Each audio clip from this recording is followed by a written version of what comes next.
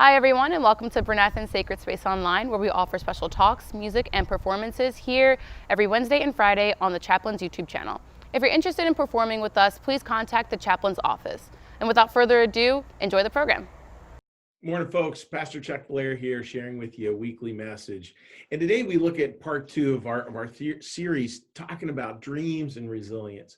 And first off, how does the idea of a dream go with the idea of resilience? Well, I imagine, many of you are entering this year actually with a lot of dreams for the way you hope the year turns out, dreams for things you'd love to see happen. Those dreams are beautiful things. And one of the things we need to understand is really critical to dreams is the whole concept of resilience. That whole concept of that dreams are not something that just in having the dream, we achieve the dream. There's a lot of work that goes in between, a lot of it very hard, a lot of times that are very challenging.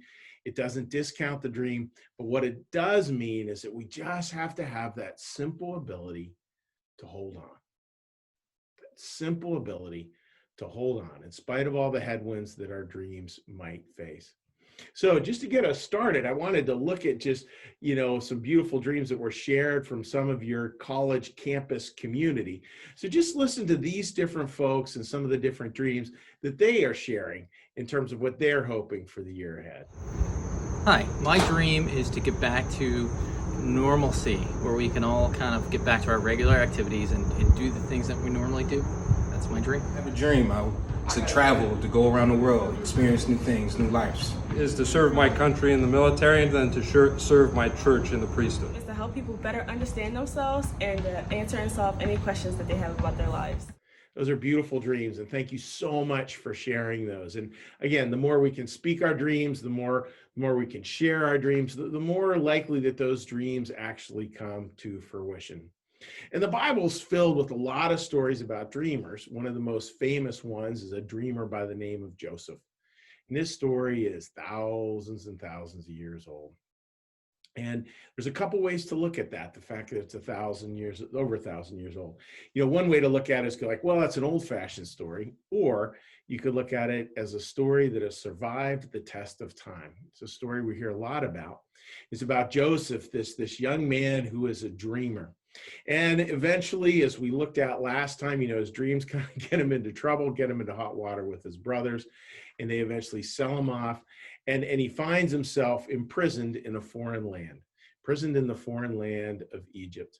And that's where we pick up the story today. And I want to read for you part of the story we're going to look at, and then talk some about what does that mean? So here's the part I wanted to share with you. This is from Genesis 29, verses 20 to 23. While Joseph was there in prison, the Lord was with him. He showed him kindness and granted him favor in the eyes of the prison warden.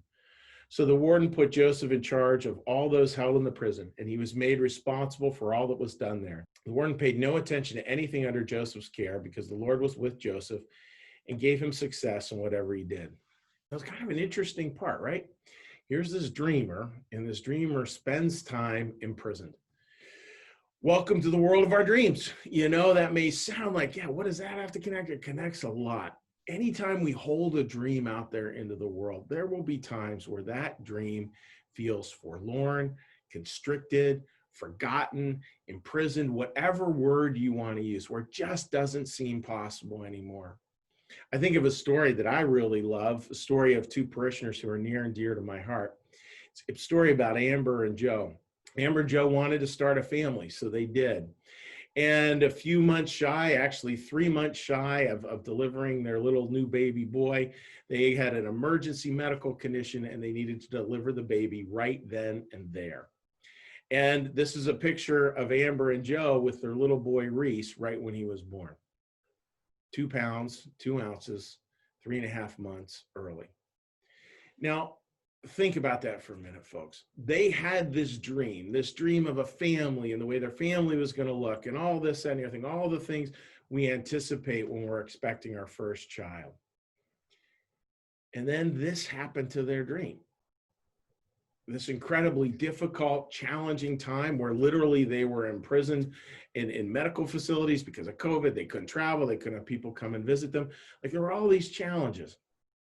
And somehow they made their way through. And that's where I want to go back to that story we looked at with Joseph. I want you to look at those two words there, the prison warden, 3 words, sorry, the prison warden, the warden. That the warden was somebody who helped Joseph get through these times. And maybe one way to picture the warden in our lives is just as we go through these times, there'll be those really significant things that we come to know that actually help us to move forward with life. And they just kind of cement it for us. And they help us to kind of keep it together while our dreams are in prison, so to speak. Now, what could that possibly be? What could be some of those ideas? Well, I'll share one for me that's been really important over this particularly hard season. I love the idea of faith. And a lot of the time people will talk about like wanting more faith, and what they really mean is I want more certainty. That ain't in the cards. We're not going to get more certainty about life, but we can have more faith. And that word faith could be defined one of 3 ways. And I think all 3 of these ways, they're not actually in competition with each other.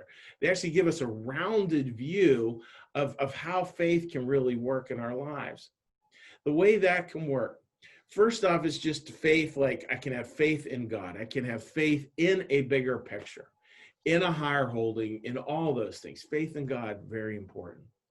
And a second meaning, actually, is the word faithfulness. A lot of times the word faith can be translated as well, the word faithfulness.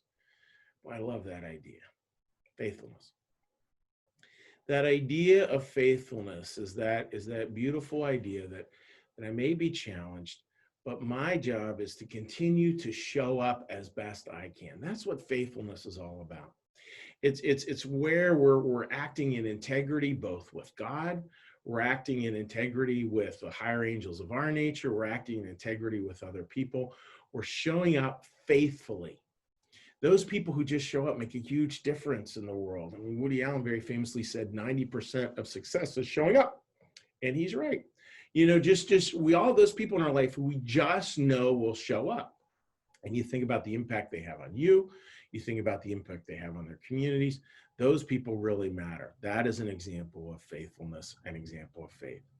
And the final one is trust. That idea of trust. Trust just means like, I may not understand it. I may not get it. I may not see the point of this. I may not see where this leads. And what I can always do is just trust that God is here too. It's where we learn to own every inch of our story. It's where we learn to understand that God's just not at the top of the mountains. God's in the valleys too, maybe even more so in the valleys than the tops of the mountains. That's that trust. And boy, have I seen that over and over again.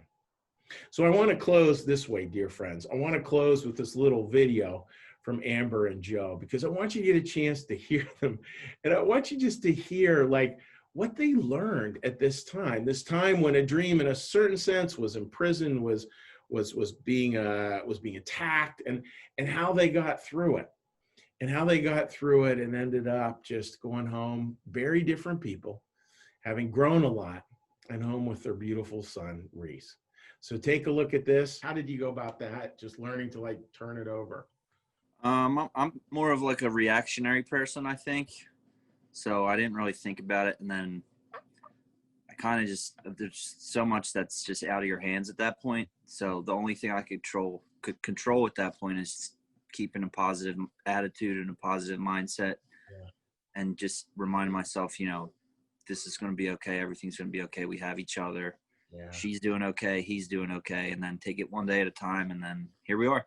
That's a great way to say it. And Joe, one more question for you. You know, where did you see her kind of shine? This wonderful wife of yours. Where did you see her, you know, shine? Every day, like in the beginning, throughout the whole stay, she's just so strong and positive. And she had her breakdowns and lost it a few times, but like throughout the whole thing, I was just so proud of how strong she was, and just proud to call her my wife. Yeah. Aww. You know, Amber, what about you? What did you find kind of helped you through this all? Because it's hard. I mean, you guys went through this for months.